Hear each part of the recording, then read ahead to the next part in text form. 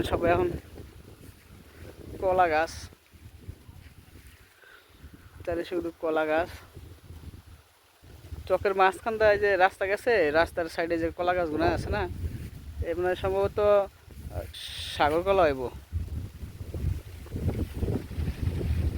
সাগর কলা হইব না, সাগর কলা না, এটা সম্ভবত এই আনাজি কলাও না, সবজি কলা হইতে পারে, সবজি কলা, আসলে সবজি কলা।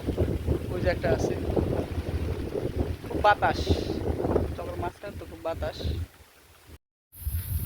আলহামদুলিল্লাহ বিকেলবেলা একটু ঘুরতে আসছি, সূর্য ডুবা ডুবা ভাব, আসলে ভালো লাগতেছে। একটা কলা গাছের সামনে খাইছি, কলা গাছ বড় হয় নাই, পাকে নাই, মানে ধরছে ভালো বড়।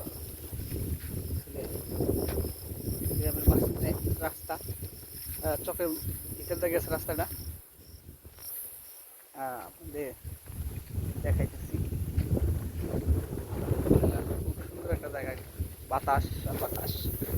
প্রিয় বন্ধুরা, এই যে একটা কল দেখতে পারতেছেন, সারা চকের মাঝখানে এই কলটা, এই যে একটা গাছ আছে, বিশাল বড় একটা গাছ আছে, এই গাছের নিচে কলটা সরকারি নিয়ম থেকে মনে করে দেওয়া হয়েছে। আর এই মনে করেন একটা মগ দিয়ে দিয়েছে, চকের যত কৃষক আছে এই গাছতলায় এসে মনে করেন, এই যে গাছ দেখছেন, গাছতলায় এসে এনে পানি খায়, মনে করেন তৃষ্ণা মেটায়। আসলে কৃষকের মন তৃষ্ণা মেটানোর জন্য এই পানির কলটা দেওয়া হয়েছে। খুব মজা একটা গ্রাম এটা। আলহামদুলিল্লাহ, সবাই ভালো থাকবেন। এই গাছটা থেকে খেজুর দেখছিলাম, আলহামদুলিল্লাহ সুন্দর। আর একটা জায়গায় ঘুরতে আসলাম, কত সুন্দর পরিবেশ দেখছেন, রাস্তার দুই সাইডে গাছ, কলা গাছ, খেজুর গাছ, অসাধারণ একটা জায়গা।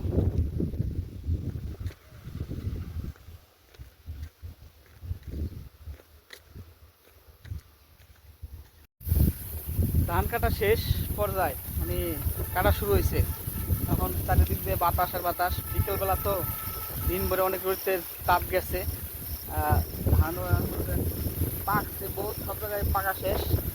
কাটে ধান কেটে নিয়ে সবাই বাসায় যাবে।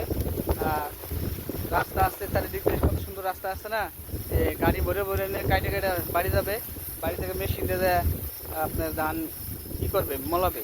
এখন তো মেশিন, আগে তো কামলারা বাইরে দিত, ধান বাইরে লাগে না, যে মেশিন আইছে ওই মেশিনে ধান বেড়ে, মনে করেন ধান পাকিয়ে গেছে। অন্যরকম একটা আনন্দদায়ক, সুখের, মানে মনের খুশিতে সবাই কৃষকরা এখন সবাই আনন্দিত আছে।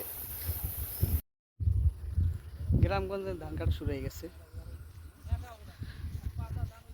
তাই দেখেন এই যে চকের ভিতরে ধান কাটতেছে সবাই, দেখলাম। আসলে ধান কাটার মজাই আলাদা, ধান চাষ করে ধান খাওয়ার মজা আলাদা। আপনারা যারা গ্রামের কাছে থাকেন তারা সহজে বুঝবেন আসলে কি মজা। আলহামদুলিল্লাহ, অসাধারণ একটা জায়গায় আসছি, গ্রামের বাড়িতে। চারিদিকে চক, দুই সাইডে চক, তাল গাছ সারি সারি, কত ক্ষেত আমার, গ্রামের মাঝখান দিয়ে রাস্তাটা গেছে। আলহামদুলিল্লাহ, ভালো একটা পরিবেশে ঘুরতে আসলাম।